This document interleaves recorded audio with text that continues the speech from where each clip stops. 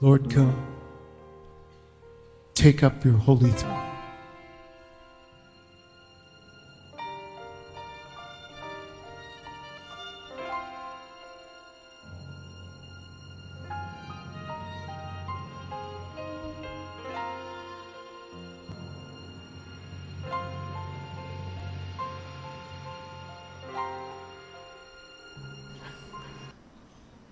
Olá, queridos, amados irmãos de Nova Aliança, do grupo Mensagem do Pastor, do Púlpito, queridos e amados irmãos que me acompanham pelo canal do YouTube, quero desejar a todos vocês uma boa tarde, um dia, final de dia abençoado, pleno, cheio da presença da paz de Deus. Amém, queridos?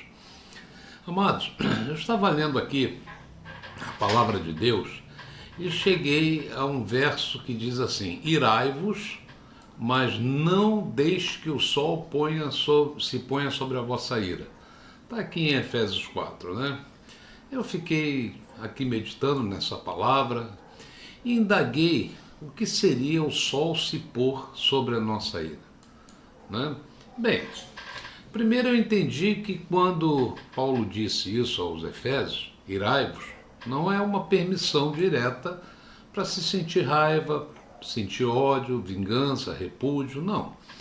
Isso são sentimentos, lógico, né, gerados por pensamentos afetados por ações, atitudes, injustiça de terceiros, né, que vão gerar esses sentimentos. Agora, quando nada é feito para mitigar, para anular esses sentimentos, como o perdão, por exemplo, a resiliência, a paciência, a misericórdia, o amor, o que acontece?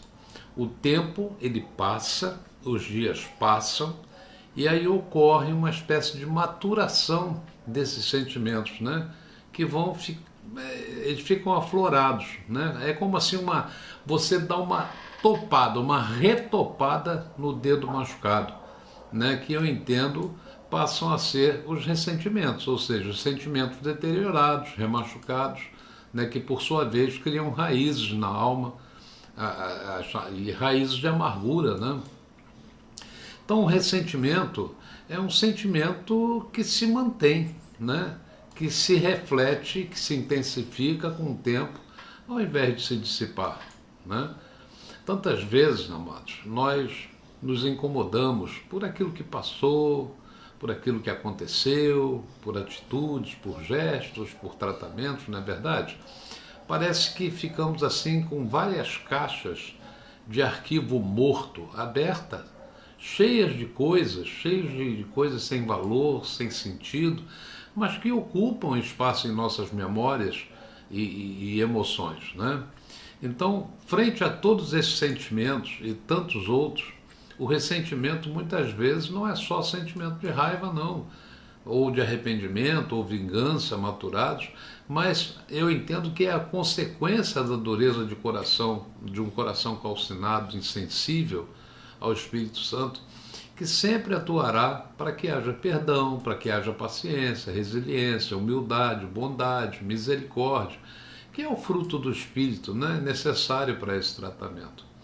Então não dá para negar que o relacionamento de qualquer tipo nos afeta, positiva ou negativamente, porque sempre haverá consequências conscientes e inconscientes. Nós vivemos com sentimentos de contrariedade gerados no ego, como raiva, ódio, somos sensíveis a isso e por isso acredito, né, Paulo tenha dito irai-vos, e não com permissão, eu torno a dizer, mas discernindo a nossa fraqueza humana, que é o mal que ele mesmo diz não querer fazer, lá em Romanos 7, né? E ele complementa que há uma luta interna entre a vontade de fazer o bem e a dificuldade de cumprir essa vontade por causa da influência do pecado.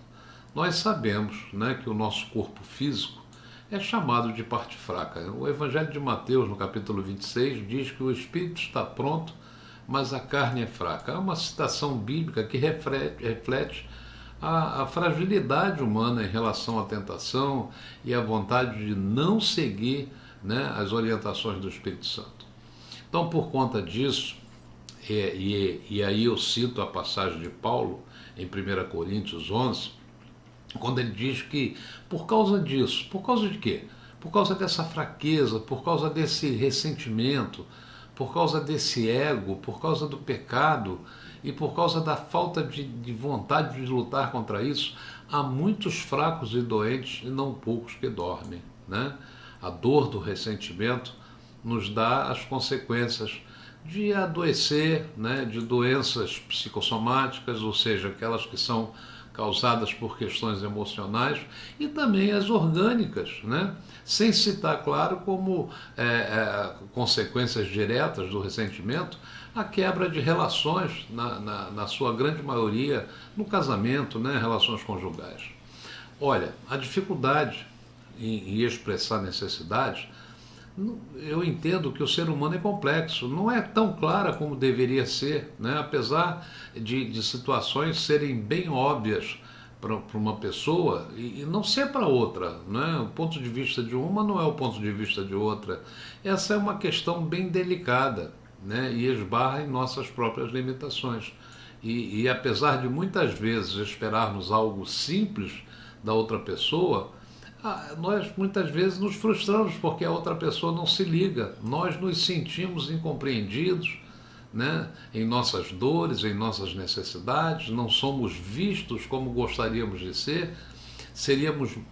Eu entendo que seríamos muito mais simples se nós fôssemos direto, né, como por exemplo pedir o que precisamos claramente, ao invés de cobrar o porquê que o outro não está fazendo aquilo que esperávamos que ele fizesse.